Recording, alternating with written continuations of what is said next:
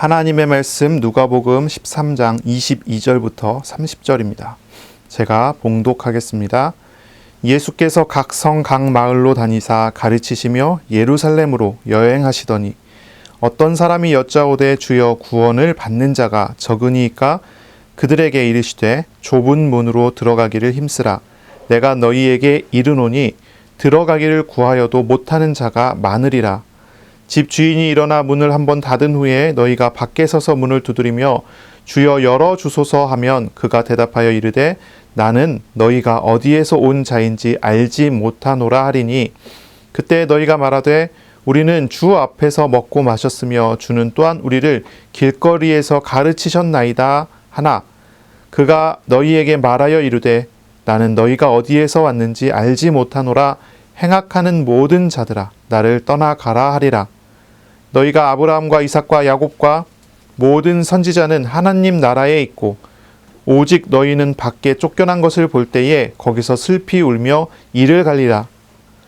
사람들이 동서남북으로부터 와서 하나님의 나라 잔치에 참여하리니 보라 나중된 자로서 먼저 될 자도 있고 먼저 된 자로서 나중될 자도 있느니라 하시더라. 아멘. 오늘 말씀은 누가복음 13장 22절부터 30절입니다. 좁은 문으로 들어가기를 힘쓰라 라는 제목으로 우리가 함께 하나님의 말씀을 나누겠습니다. 이 누가복음 9장 51절부터 시작해서 이제 예수님께서 예루살렘으로 향하는 여행길에 있는 것입니다. 누가복음 9장 51절 이 위치가 참 중요하죠. 복음서, 특히 이제 공간 복음서에 하나의 전환점이 있는데, 그러니까 이제 스토리가 이게 쭉 진행이 되다가 한 사건을 기준으로 해서 사역이 바뀌어져요. 이게 하나의 전환점이 있는데 그것이 이제 이 복음서의 중앙에 있는 것이죠.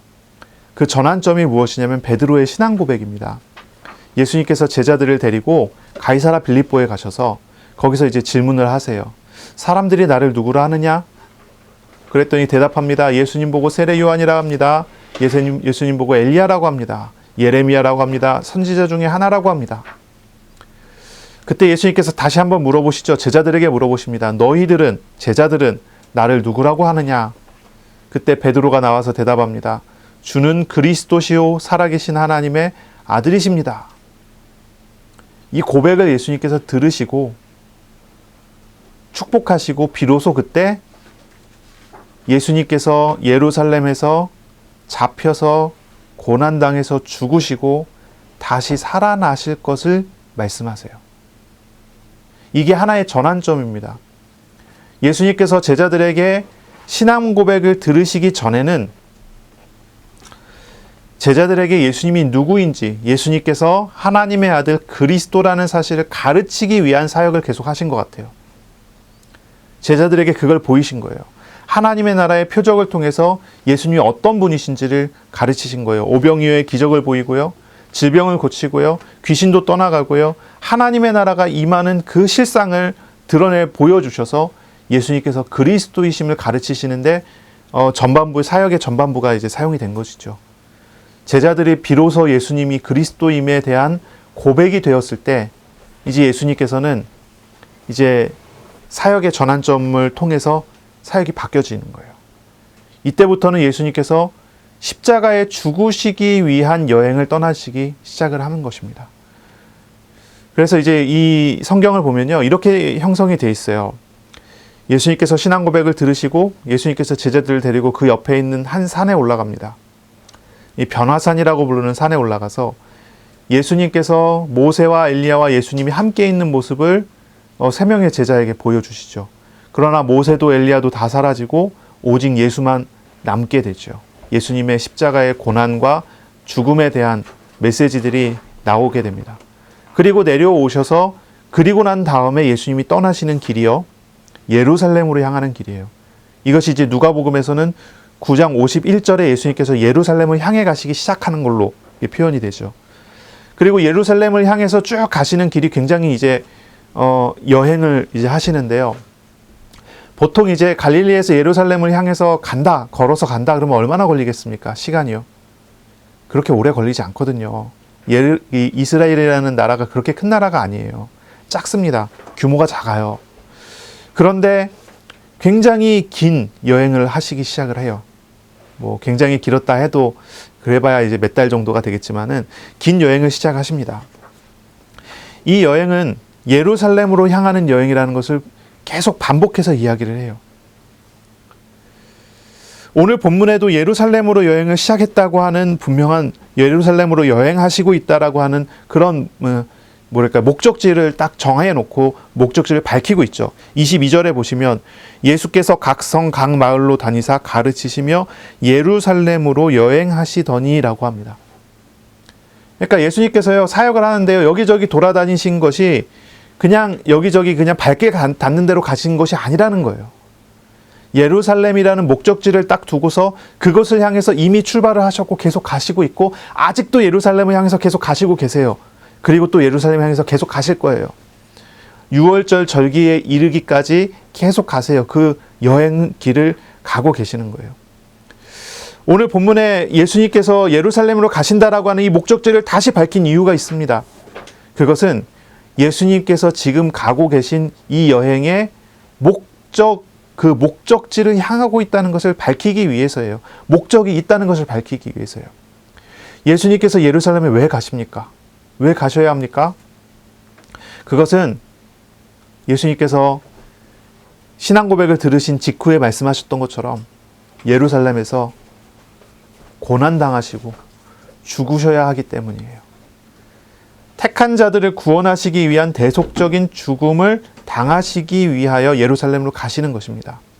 그러니까 예수님께서 가시는 이 길은요, 이제 마지막 이제 그 때를 바라보고 가시는 거예요. 예수님 이제 죽으실 것을 이제 생각하시면서 가시는 거예요. 예수님이 가시는 중에 여러 사역을 하는데요. 그 사역들은 예수님의 죽음이 준비되어지고 있는 그런 사역이라는 것을 계속 밝히고 상기시켜주는 그런 내용이 되는 것입니다. 그런데 뭐라고 되어 있습니까? 예수님께서 어디로 가십니까? 각 성, 각 마을로 다니십니다. 각 성, 각 마을. 예수님께서는 예루살렘으로 가시는 길에 그냥 질러서 가시지 않고 성마다 방문하시고 마을마다 방문을 하십니다. 그리고 가시면서 가르치십니다. 가는 곳마다 가르치세요. 하나님 나라가 왔다는 것을 선포하시고 회개하라고 외치시고 표적을 통해서 증명해 주시는 그 사역은 계속되고 있어요. 예수님께서 목적지가 없이 방황하시는 것이 아닙니다. 이리저리 왔다 갔다 돌아다니시는 것이 아니에요. 예수님이 이동하시는 이 여행길은요, 단순한 지리적인 이동이 아닙니다. 하나님의 나라를 세우시는 구속사적인 여행이다. 이렇게 표현할 수 있습니다. 하나님의 나라를 세우시는 구원의 사역, 구원의 역사를 이루어 가시는 길이 되는 것입니다. 여행의 시작 직전에는 베드로의 신앙 고백이 있었고 변화산에서의 사건이 있었습니다. 예수님이 그리스도이심을 제자들에게 다 알리셨잖아요. 그리고 그 그리스도로서의 사역이 이런 것이다라는 것을 제자들에게 확실하게 증명하고 보여주는 그런 여행이 되는 것입니다. 여행의 제일 처음 시작에 예루살렘을 향하여 떠나고 난 다음에 예수님께서는 제자들을 만나죠. 한 세 부류의 사람들을 만납니다. 그리고 그 세 부류의 사람들에게 예수님께서 권면하시기를 나를 따라와라 이렇게 얘기를 해요. 누가 죽었어요. 장례를 치르고 따르겠습니다. 그렇게 얘기했더니 죽은 자들로 장례를 치르게 하고 너는 나를 따라와라 이런 말씀을 하세요. 이때 예수님께서 하신 말씀이 있습니다. 여우도 굴이 있고 새도 집이 있지만 인자는 머리 둘 곳이 없다라고 하셨습니다. 그리스도로서의 사역을 시작하는데 죽음을 향해 가는 길을 시작했는데 예수님께서는 여우도 굴이 있고 새도 집이 있지만 예수님은 머리 둘 곳이 없다고 이야기를 하시고 시작을 하신 거예요. 그 하나님 나라의 사역이 진행이 되는 것입니다. 여우굴이나 새집은 육신적인 안락함을 상징하는 그런 표현이 될 수 있지요. 예수님은 육신적인 모든 안락함을 다 버려두고 죽음을 향해서 가신다고 하는 것을 제자들에게 가르치시고 보이신 거예요. 예수님은 죽음을 향해서 가십니다. 모든 육신적인 안락함을 이제 다 멀리 치워버리고 가십니다.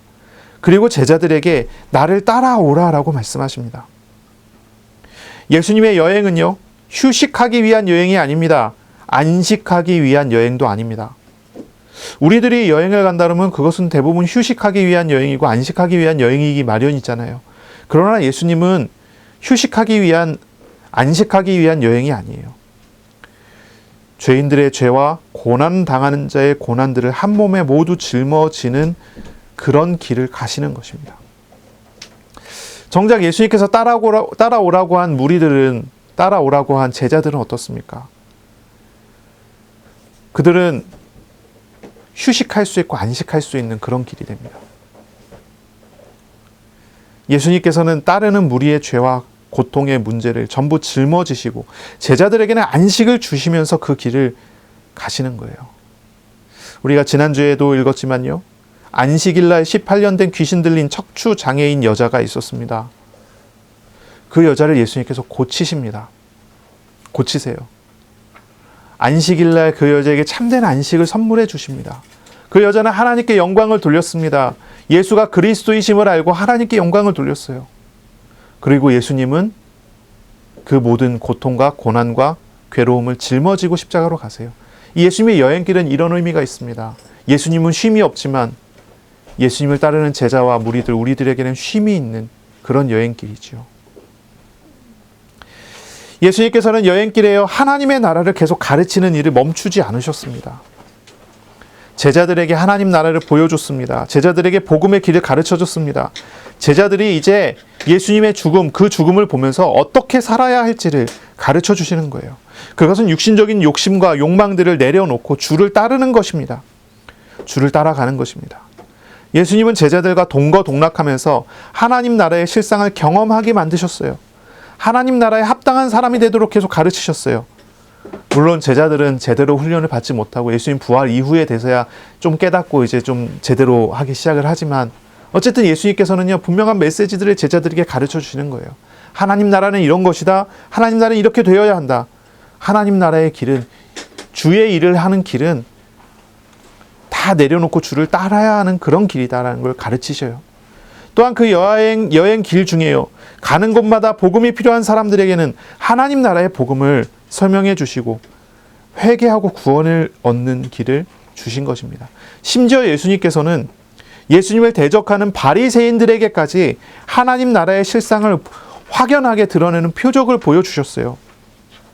바리새인들은 예수님을 대적하고 자신의 유익을 위해서 예수님을 죽이려고 했지만 예수님께서 그들에게도 하나님 나라의 실상을 드러내셔서 그들 자신을 비추어서 자신이 죄인됨을 숨기지 못하게 하셨어요. 그래서 돌아와 회개하여 하나님의 자녀가 될 수 있는 길을 주신 것입니다. 물론 그들은 이 모든 일들이 성령의 사역임을 알고도 회방하는 사람이 됐죠. 핑계하지 못하는 심판을 맞이하게 되는 그런 사람이 돼버리고 말았지만, 우리 주님께서는 가는 곳마다 만나는 사람마다 하나님 나라를 가르치시기에 조금도 거리낌이 없으셨고요. 어떤 것도 숨기지 않고 가르치려고 하셨던 것이죠. 우리가 오늘 예수님과 함께하는 그런 삶을 살아가고 있는 것 아닙니까? 예수님께서 가시는 길에 우리가 따라 나선 사람들이 아니겠습니까? 우리도 예수님이 가시는 길에 주님과 동행하는 제자로서 훈련받고 살아가야 할 것입니다. 우리들은 작년 10월 달부터 5달 동안이나 누가복음 9장 후반부부터 지금까지 예수님의 예루살렘으로 향하신 여행길의 가르침을 계속 강의하면서 나눴습니다. 5달 동안이나 예루살렘을 향해서 예수님은 가셨고 우리는 예수님과 함께 예루살렘을 향해서 가고 있었습니다. 지난 5달 한번 돌이켜 생각해 보세요. 어떻습니까? 제자된 삶이 이런 것이구나라는 맛을 보고 계십니까? 주님께서 나에게 그러한 맛을 보이시고 나를 인도하시는 게 맞습니까? 우리가 잘 알지 못할지라도 주님께서 우리를 인도하시는 길은 그런 길일 것입니다. 우리가 좀 알아가야 되겠죠? 예수님께서 제자들을 부르셔서 제자들을 데리고 예루살렘으로 가세요. 이 제자들은 어떤 사람들입니까? 아까도 얘기했지만요, 예수님을 그리스도라고 신앙 고백한 사람들이잖아요. 그렇기 때문에 이제 예수님께서는 그 제자들을 데리고 이제 죽음의 길을 향해서 가시는 겁니다. 그 길을 향해서 나가시는 거예요. 제자들과 함께 동행하시는 거예요. 그런데 이 제자들이 어떻게 신앙 고백했나요? 그 신앙 고백한 거는 이 제자들이 어떤 대단한 재능이 있기 때문인가요? 제자들의 신앙 고백 우리가 이렇게 얘기하지만 우리로 얘기한다면 우리가 예수님을 그리스도로 믿고 영접했잖아요. 이제 예수님이 영접한 사람으로서 예수님과 동행한 사람이 됐어요. 저와 여러분은 그런 사람이 됐어요. 제자들과 다르지 않습니다. 이런 사람들 어떤 사람들입니까? 어떤 대단한 재능을 가졌기 때문에 주님과 동행할 수 있는 사람이 된 건가요? 아니죠. 대단한 재능은 필요가 없습니다. 베드로가 예수님께 신앙 고백했을 때 예수님 말씀하셨어요. 바요나 시모나, 요나의 아들 시모나, 너가 복이 있구나. 이를 너에게 알게 하니는 혈육이 아니오 하늘에 계신데 아버지시라 그랬어요. 베드로를 전도한 사람이 베드로의 형제 안드레였잖아요. 내가 메시아를 만났다 가보자 해갖고 베드로를 데리고 예수님께 왔잖아요. 그러니까 안드레가 전도한 것 같잖아요. 근데 예수님이 그렇지 않대요. 어떻게 구원받습니까? 어떻게 구원을 받습니까? 어떻게 주님과 함께 할 수 있습니까? 그건 사람의 재능이 아니에요. 하나님의 은혜죠. 하나님이 하시는 일이에요. 제자들이 주님과 동행하신 것은요, 단지 조건 없는 큰 사랑으로 인한 것입니다. 하나님께서 사랑으로 조건 없이 제자를 부르시고 저와 여러분을 부르시고 그리고 주님께서는 제자들과 동행해 주시면서 하나님의 나라를 보여주셨어요. 보여주셨기 때문에 제자들이 하나님 나라를 목격했고 하나님 나라를 체험했고 큰 은혜를 누린 것이지요. 저와 여러분도 똑같은 것입니다.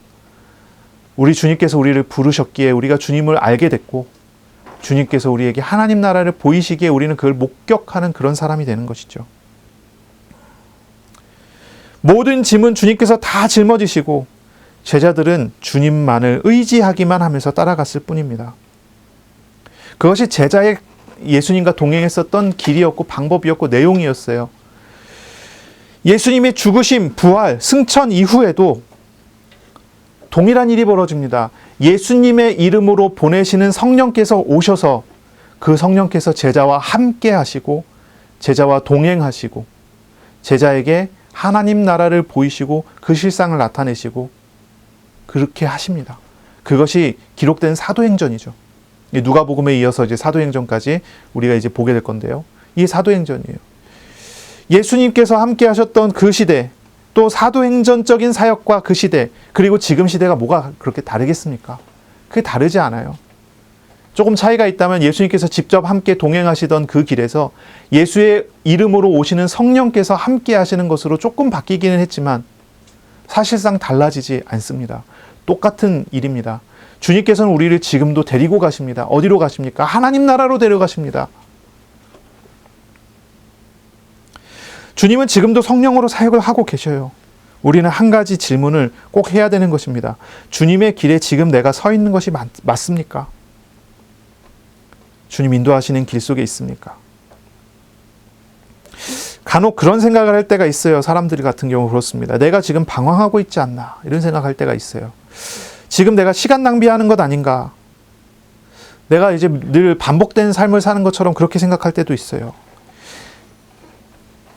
과거에는 처음 예수님 믿었을 때는 진짜 신앙생활 하면서 열심히 달려가면서 뭔가를 이제 새로운 길로 가는, 한 번도 가보지 않은 새로운 길로 가는 것 같은 그런 달려가는 삶을 살았던 적도 있었는데 지금 내가 너무 멈춰 있는 것이 아닌가 그런 고민을 할 수도 있어요. 혹시 그렇지 않습니까? 제자들도 그렇게 생각했을지 모르겠어요. 이 성에 가서 사역을 하고 저 성에 가서 사역을 하는데 처음에는 신기했겠죠. 처음에는 뭔가 놀라웠겠죠. 그랬겠죠.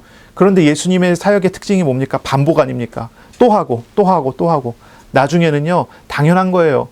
그래 하나님 나라 선포됐으니까 성령의 역사가 일어나겠지. 그래 귀신도 떠나겠지. 질병도 치유되겠지. 나중에는요 감각이 없어요. 그냥 무감각해지고 반복하는 것 같고 처음에는 그게 놀랍고 은혜고 막 하나님께 영광 돌리고 나중에는요 그래 그럴 수 있지 이렇게 돼버리는 거죠. 이게 이제 많은 사람들의 신앙이 그렇다는 거죠. 근데 그게 과연 반복일까? 그런 거죠. 만일 내가 예수 그리스도를 영접하여 믿은 사람이 맞다면요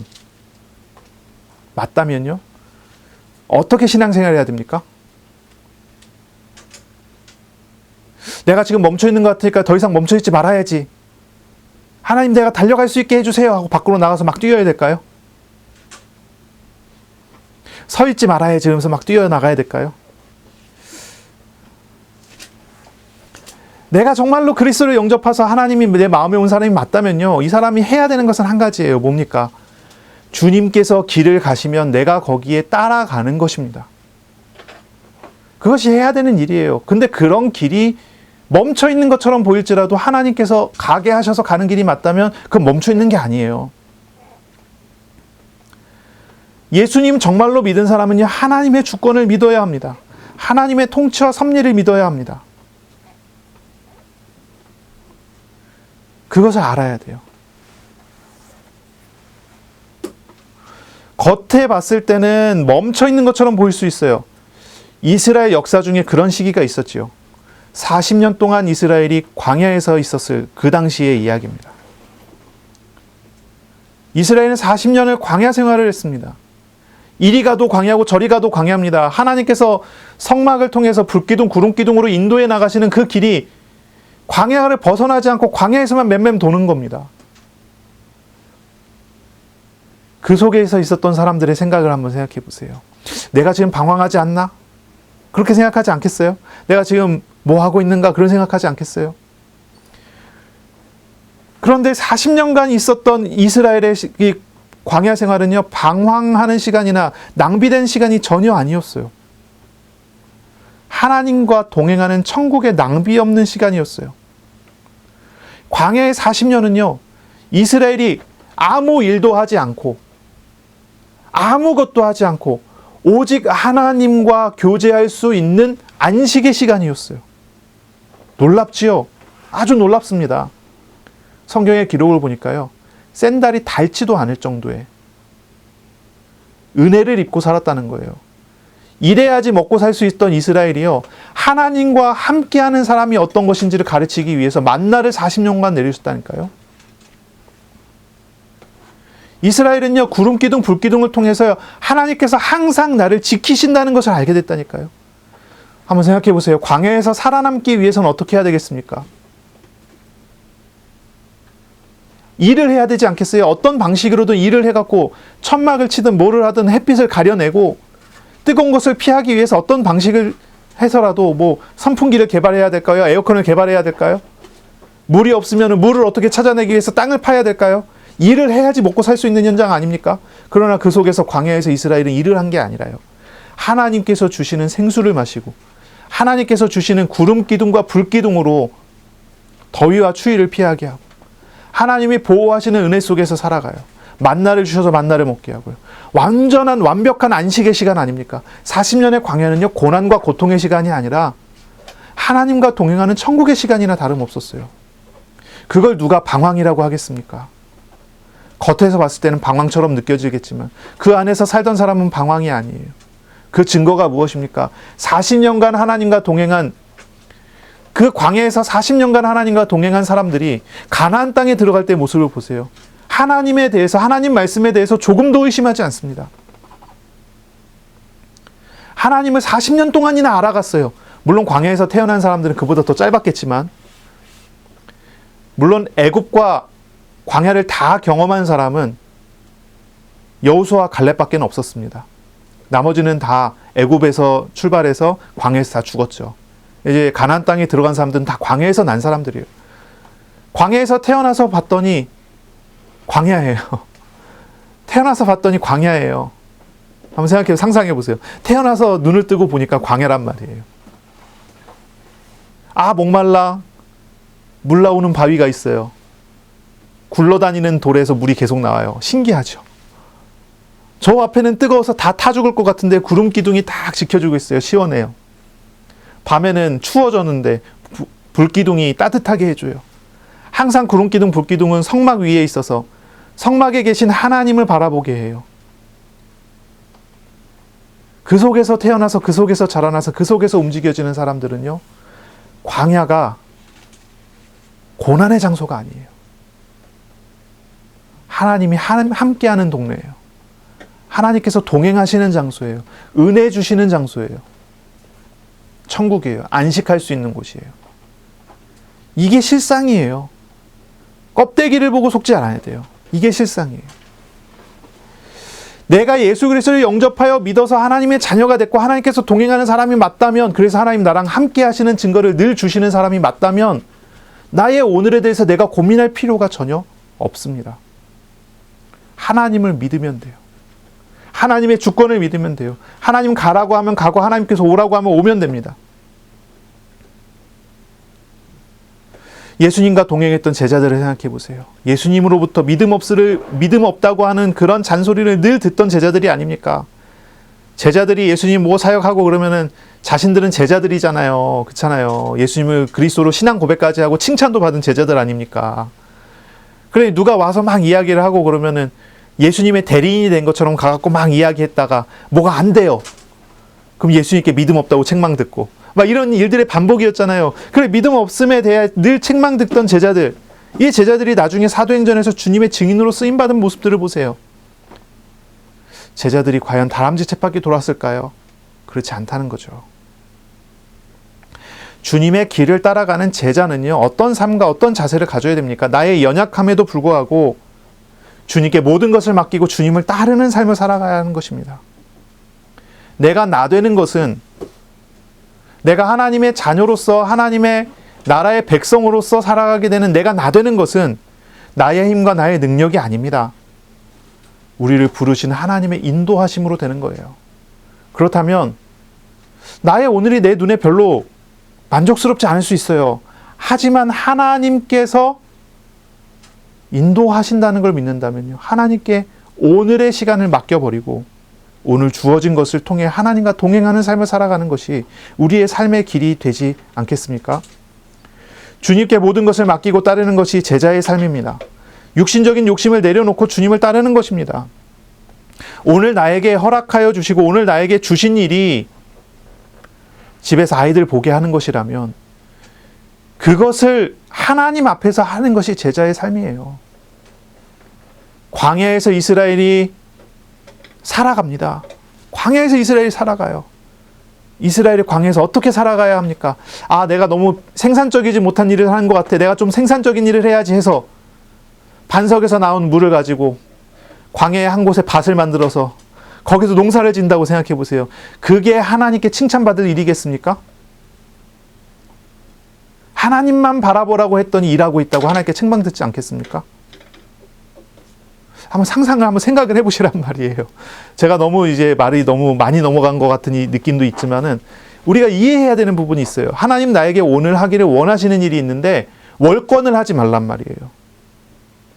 하나님께서 나에게 허락하신 것에 순종하여 오늘의 일을 하나님 앞에서 해 나가는 것, 그것이 제자의 길이고 제자의 태도예요.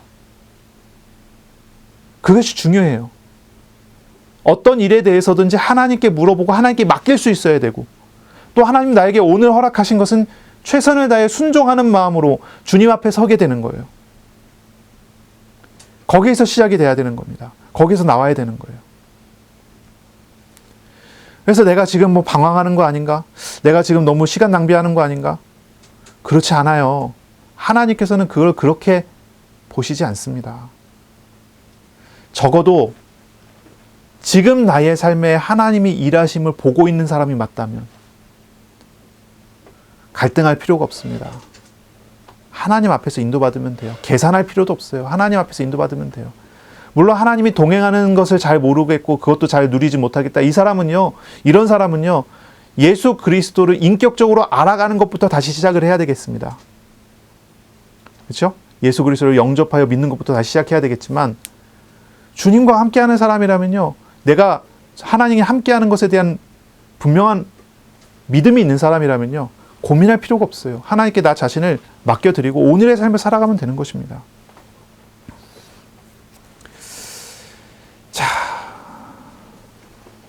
23절입니다. 어떤 사람이 나와서 예수님께 물어봅니다. 주여, 구원을 받는 자가 적으니까? 라고 물어봅니다. 예수님, 주님, 주님이라고 표현하는 거 보니까요, 이 사람은 예수님의 제자 중에 한 명이었든지 아니면 예수님을 잘 따르는 무리 중에 한 명이었을 것으로 생각이 들어요. 예수님 보고 이제 주님이라고 이렇게 표현을 하거든요. 적어도 누가복음에 있어서 주님이라고 표현된 것은 제자 무리든지 비슷한 무리들일 경우에만 예수님을 주님이라고 부르도록 이 누가복음은 기록을 하더라고요. 그러니까 이제 그런 것 같아요. 어쨌든 물어봐요. 이 사람의 관심은요, 결국 구원받을 숫자가 많습니까? 적습니까? 라고 물어본 거예요. 사실 이 질문은 예수님 당시의 논쟁의 주제 중에 하나였다고 얘기를 해요. 그래서 이제 당시 예수님 당시에 랍비들이 모여서 주로 논쟁했었던 내용 중에 하나예요. 구원받을 사람이 많느냐 적으냐 뭐 이런 내용이에요. 이사야서에 보면은 구원받을 남은 자의 범위 이런 것이 나오잖아요. 그것에 대한 질문이기도 해요. 이사야서의 제일 마지막 부분에 보면은 이제 하나님께서 연회를 벌이세요. 식사 자리를 베푸세요. 근데 열방에서 오는 사람들의 식사 자리를 베푸세요. 이방인까지 포함되죠? 그렇다면 구원받는 사람들이 넓어지잖아요.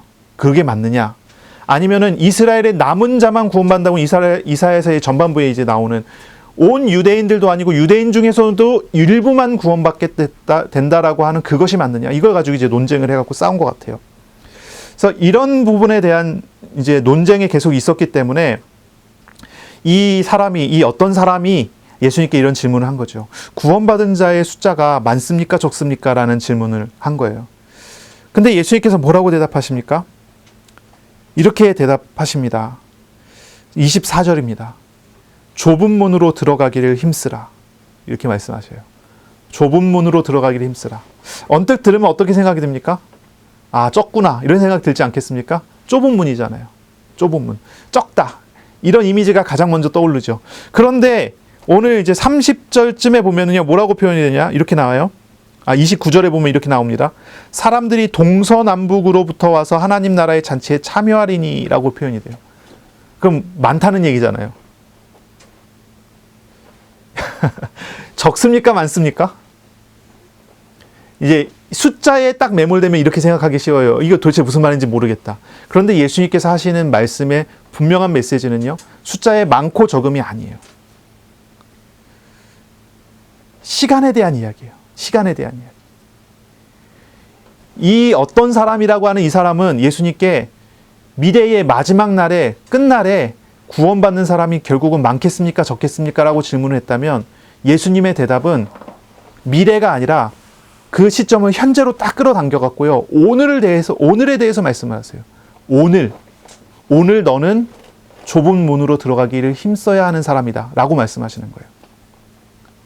오늘 이 말씀을 듣는 무리들은요, 좁은 문으로 들어가기를 힘써야 되는 사람이에요.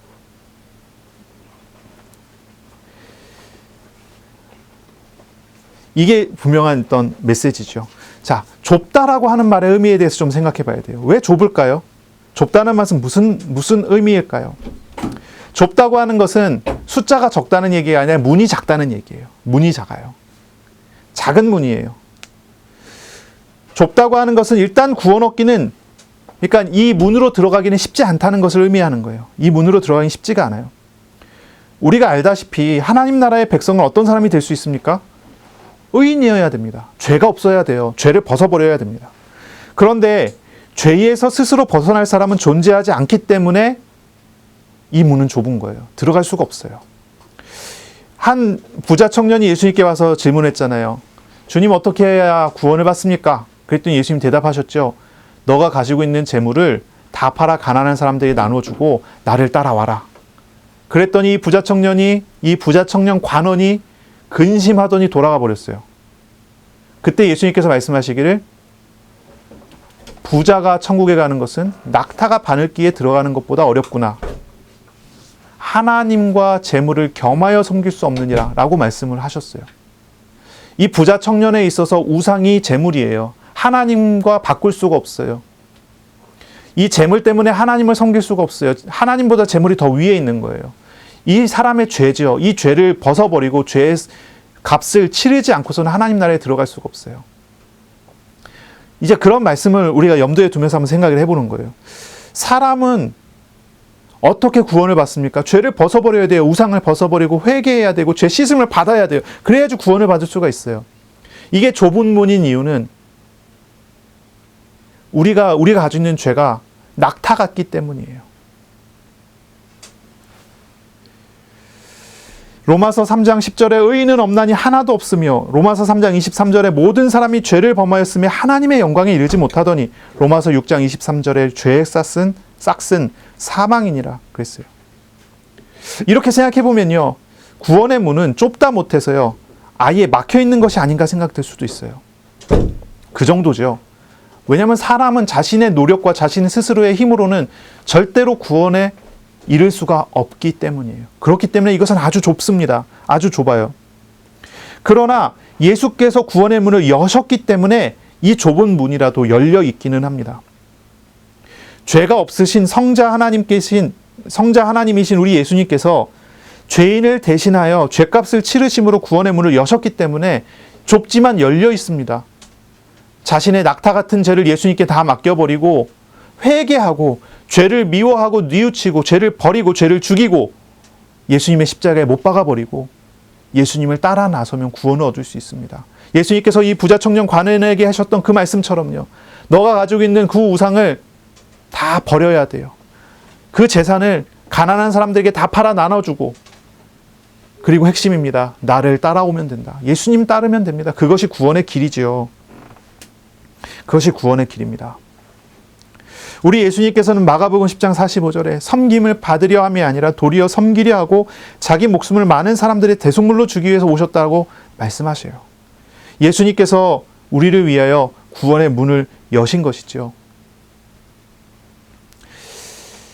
자, 이 좁은 문은 예수님께서 십자가와 고난으로 죄의 대속으로 부활의 영으로 택하신 자를 위해 열어놓으신 구원의 문입니다.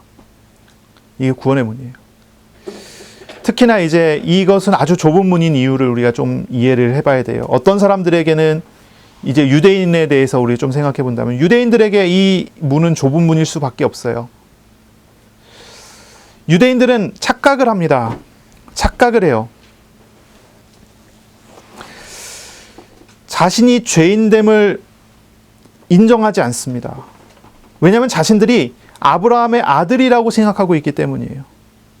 자신은 아브라함의 아들이고 언약의 자손이고 선민이고 그렇기 때문에 당연히 천국이 자신의 것이라고 여기고 있습니다.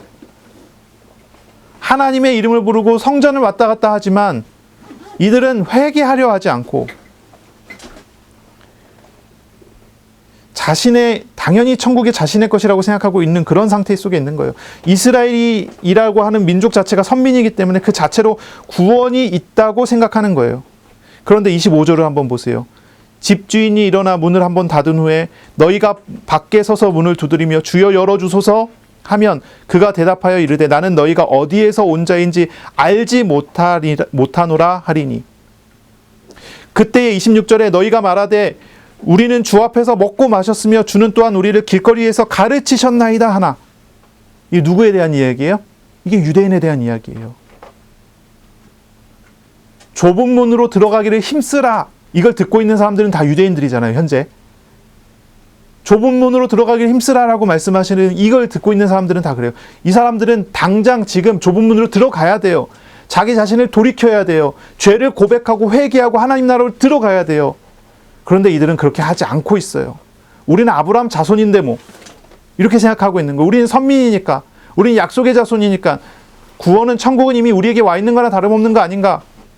하나님 우리가 가까워. 하나님과 우리는 성전에 가서 예배 드리니까 이렇게 생각하고 있는 거예요. 오늘날의 우리들 같은 경우도 어떤 사람들은 그렇게 생각을 해요. 나는 하나님 나라에 가깝다고 생각하는 거예요. 교회 늘 다니고 예배 드리고 헌금도 하고 교회 생활을 열심히 하고 있으니까 나는 신앙생활 잘하고 있다 생각하고 교회에서 성가대도 하고 교회에서 봉사도 하고 교회에서 하라는 거 하고 선행도 하고 여러 가지 일들을 하고 있으니까 나는 구원받았다고 생각하고 사는 거예요. 그런데 이 사람은 좁은 문으로 들어가기를 힘써야 되는데 그렇게 하지 않는 거예요. 좁은 문으로 들어가기를 힘써야 된다. 그게 무슨 말입니까? 그 좁은 문을 열어놓으신 분이 예수님이잖아요. 예수님께서 뭐라고 가르치십니까? 회개하라고 가르치세요. 하나님 나라가 왔어요. 그러니 회개해야 돼요. 회개 아니고서는 죄를 죽이지 않고서는 죄를 버리지 않고서는 좁은 문으로 들어갈 수가 없어요. 그런데 회개하지 않는 사람들에 대해서 얘기하는 거예요. 교회는 다니지만 회개하지 않아요. 오늘날 많은 교회가 또 문제가 그런 거예요. 교회에서 강단에서 설교 중에서 죄를 이야기하지 않고 죄를 지적하지 않고 회개하라고 종용하지 않아요. 그럼 어떻습니까? 그 좁은 문을 가르쳐 주질 않아요. 들어갈 수가 없어요. 들어가기 위해서 애써야 되는데 힘써야 되는데 그러지 못해요. 그럼 어떻습니까? 나중에 종말의 때가 와서 심판의 날이 와서 문이 닫혔을 때 주님 내가 교회 다녔는데요. 내가 주님을 위해서 얼마나 헌신했는데요. 내가 전 재산을 다 팔아 바쳐서 하면서까지도 교회에서 봉사했는데요. 내가 헌금을 얼마나 했는데요. 내가 찬양하면서 울기도 많이 울었는데요. 막 이렇게 얘기할지 모르겠어요. 하나님께서 말씀하시기를 이렇게 말씀하십니다. 27절에 그가 너희에게 말하여 이르되 나는 너희가 어디에서 왔는지 알지 못하노라. 행악하는 모든 자들아 나를 떠나가라. 이 악한 자들아 나를 떠나가라. 너희들은 죄인이구나. 너희들 아직도 죄가 있구나. 죄인들은 떠나가라. 죄인들은 죄값을 물어야 하는 것입니다. 회개하지 않기 때문이죠. 유대인들에게 이런 말씀을 주신 거예요. 유대인들은 착각하고 있어요. 우리가 선민이고 우리가 하나님 자녀들이고. 그러나 집주인 되신 하나님께서는 말씀하시기를 나는 너희가 도무지 어떤 사람들인지 어디서 왔는지도 난 모르겠다. 나에게서 나온 사람들이 아니다. 기준이 어디 있습니까? 누구의 뿌리냐, 누구에게서 태어났느냐, 아버지가 누구냐가 중요한 게 아니에요. 과거에 내가 어떻게 했는데, 과거에 이 민족이 어떤 민족이었는데 이런 게 중요한 게 아니에요. 지금, 오늘 내가 그 좁은 문으로 들어갔느냐 하는 거예요. 좁은 문으로 들어가기에 힘썼느냐 하는 거예요. 회개했느냐 하는 거죠. 죄를 버리고 자신을 내려놓고 예수 그리스도를 따른 자가 맞느냐라고 물어보시는 거예요. 이게 단지 이제 유대인뿐만이 아니에요. 모든 사람에게조차 이것은 좁은 문입니다. 자기가 죄인임을 인정하고 죄에서 돌이켜야 하고 자기를 부인해야지만 들어갈 수 있는 그런 문이 되는 것입니다. 물론 내가 자신을 부인한다고 해서 들어가는 게 아니에요. 예수님을 따라가야 되는 것입니다. 예수님을 영접해야 되는 것입니다. 예수님 안에 서야 하는 것입니다. 어떻게 하면 그 좁은 문으로 들어갑니까? 사람의 애씀과 노력으로 되는 건 아니죠. 오직 성령의 역사하심으로 그곳에 들어갈 수가 있어요. 좁은 문으로 들어가는 것은 자기를 부인하고 예수님을 지금 따르는 것입니다. 그것이 좁은 문으로 들어가는 것입니다. 예수 그리스도를 영접하여 믿었기 때문에 나는 구원받았다. 이렇게 생각하죠. 그러나 지금 늘 예수님과 함께하는 삶으로 살아가줘야 합니다. 좁은 문으로 들어가는 것은요, 자기를 부인하고 예수님을 지금 따르는 겁니다. 자기를 부인한다는 것은 하나님이 보시기에 부적절한 죄인된 자기 자신을 인정하고 회개함으로 하나님께로 나오는 것을 말합니다. 또한 좁은 문으로 들어간다는 것은요, 인격적으로 주님을 만나는 겁니다. 인격적으로 주님을 만나는 거예요. 예수님께서 열어놓으신 좁은 문을 열고 들어가야 합니다. 좁은 문으로 들어가지 않은 사람들은, 다른 길로 담을 넘어 들어간 사람들은 강도입니다. 도적입니다. 그들은 내쫓김을 당합니다. 좁은 문으로 들어가야 됩니다. 그 좁은 문은 무엇입니까?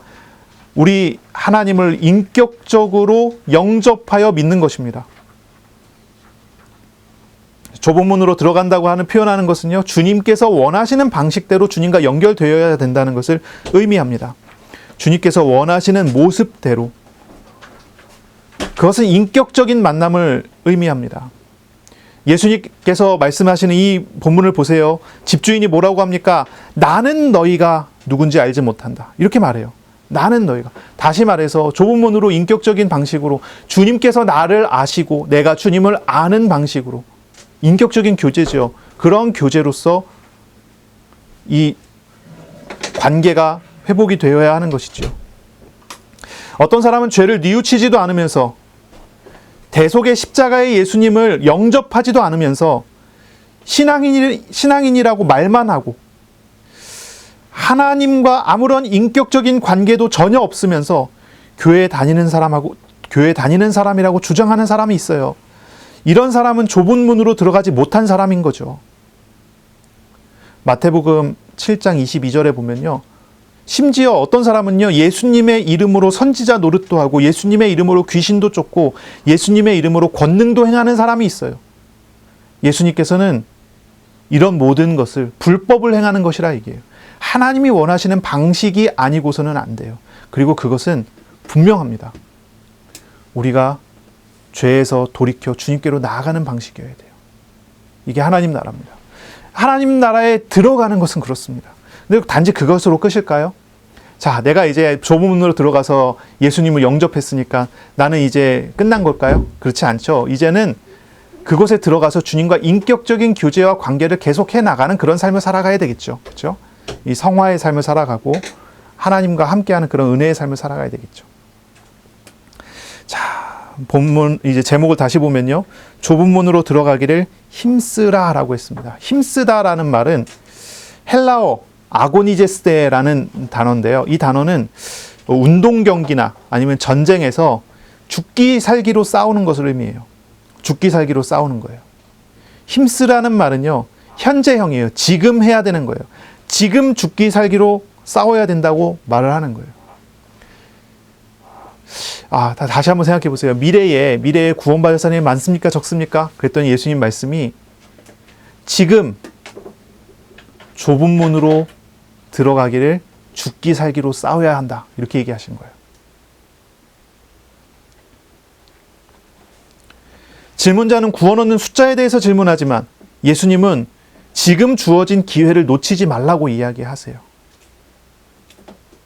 이미 예수를 믿은 우리들에게는요, 조금 의미를 다르게 받아들일 필요는 있겠죠. 지금 구원을 누릴 기회를 놓치지 마라. 이렇게 이야기해야 되겠죠. 불신자들에게는 구원을 얻을 기회가 되지만 우리는 누릴 기회로 조금 바꿔서 사용할 수는 있겠습니다.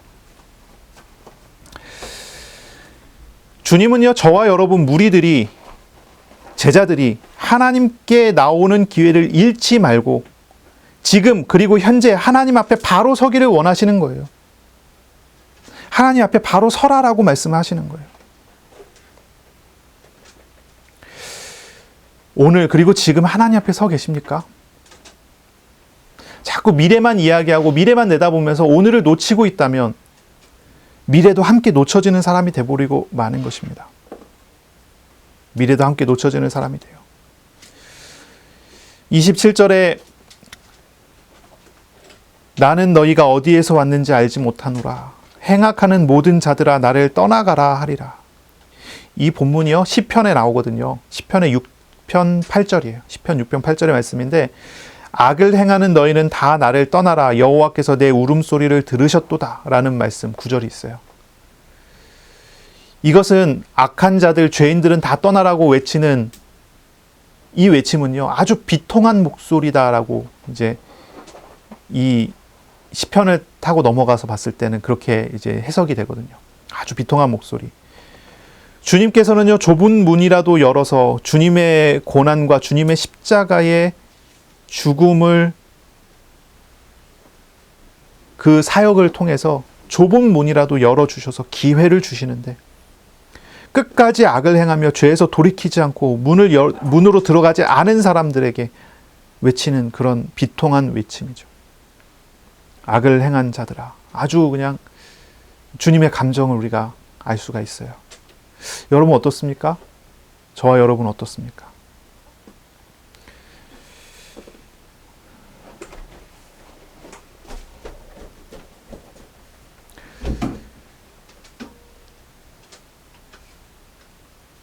(30절에) 보시기 바랍니다. 보라, 나중된 자로서 먼저 될 자도 있고 먼저 된 자로서 나중될 자도 있느니라 하시더라 했습니다. 나중된 자가 먼저 되고 먼저 된 자가 나중될 수 있어요. 어느 누구도 자신의 삶과 구원과 제자됨을 자랑할 수 없어요. 그 이유는 구원이라는 것은 자신의 힘과 노력과 능력으로 되는 것이 아니고요. 오직 집주인의 선택, 하나님의 주권 아래 모든 것이 있기 때문이에요.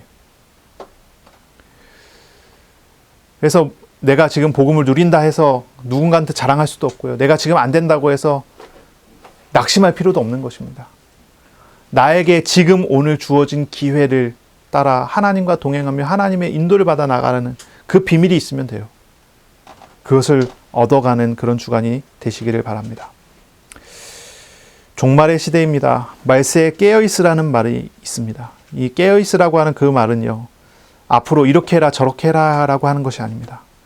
현재, 오늘, 지금 좁은 문으로 들어가기를 애쓰는 사람이어야 된다는 그런 말입니다.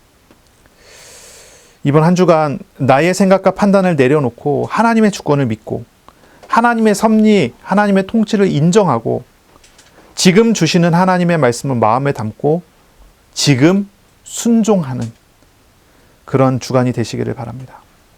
주님께서 목적지를 향해 가시는 그 길에 동참되어 주님을 따라 그 길을 같이 가는 지금 이 시간이 되시기를 바랍니다.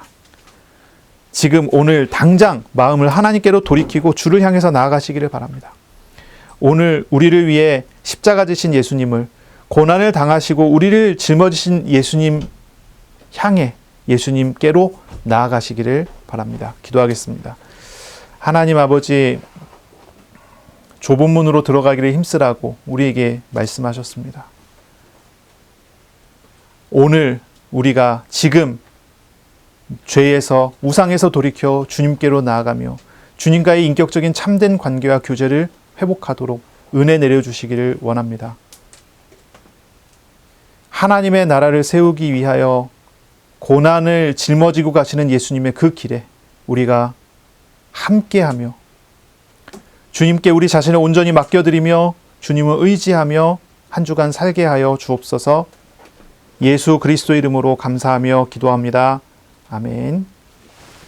우리 구주 예수 그리스도의 은혜와 하나님의 사랑하심과 성령의 교통하심이 이제로 영원까지 항상 함께 있을지어다. 아멘.